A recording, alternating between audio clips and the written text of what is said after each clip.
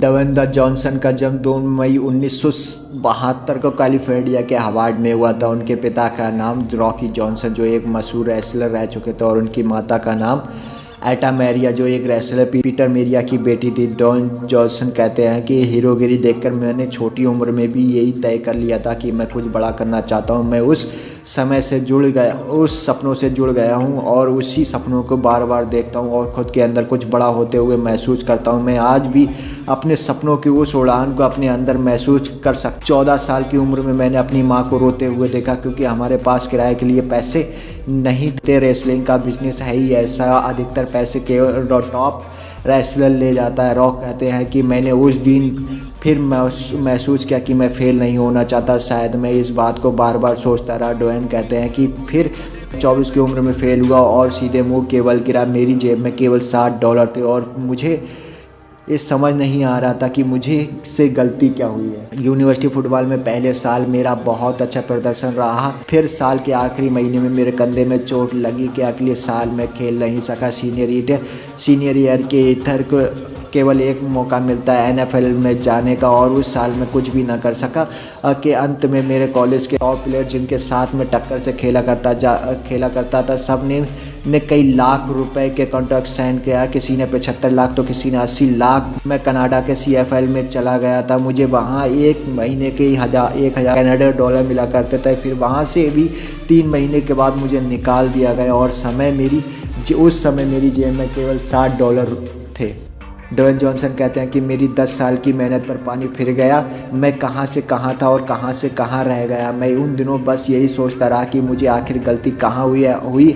हमेशा सुना था कि हार्ड वर्क प्लेयर, फिर मेरा पेमेंट कहाँ रुक गया। फिर मैंने एक दिन अचानक निश्चय किया कि मैं पूरी तरह फेल नहीं हो गया। मैं इस फेलियर को हमेशा याद रखूँगा, लेकिन अब इससे डरूँगा नहीं। मैं आज से और अभी से प्रोफेशनल रेसलिंग की तैयारी करूँगा और कुछ भी किस्मत के ऊपर नहीं छोड़ूंगा। जैसे रॉकेट लॉन्च होता है, वैसे ही मैंने अपनी पूरी शक्ति के साथ ट्रेनिंग शुरू की। शायद उस दिन रॉक अपने मानसिक तौर पर फेलियर से भी आज़ाद हो चुके थे। ड्वेन जॉनसन के लिए अब एक पुराना जिम था जहां उनके पिता उन्हें ट्रेन किया करते, जिसने उनके परिवार को गरीब कर रखा था। लेकिन अब रॉक के अंदर कुछ आज़ाद हो चुका था। वह केवल एक ही दशा थी और जो थी ऊपर की तरफ। सफलता पाने के लिए आपके अंदर भूख होनी चाहिए। रॉक कहते हैं ये पूरा सच नहीं। लोग कहते हैं सफलता पाने के लिए आपके अंदर तड़प होनी चाहिए कि मैं कब तक अपने मन का गुलाम रहूँगा, कब तक जानते हुए भी आलस करता रहूँगा, और ये जानते हुए कि गुस्सा गलत है, कब तक अपनी इमोशन में बहता रहूँगा। और ये तड़प आपको अपनी कामियों में आज़ाद करती है, और कब तक जाकर आप पूरी सच्चाई से एक्शन ले पाते हैं। जॉनसन को रेसलर बनने की प्रेरणा उनके ही परिवार के सदस्य से मिली। किस कैंडिडेट से उन्हें अगले ही मैच में उन्हें बुरी हार का सामना करना पड़ा, जिसके पश्चात उन्हें रेसलिंग की दुनिया में और अपनी तैयारी को और डबल कर दिया। फिर उन्होंने WWF का हिस्सा बने और वह WWF का हिस्सा है। किसी तरह बचपन में हमारी भी ये प्रोग्रामिंग थी कि हर काम में कष्ट है, मेहनत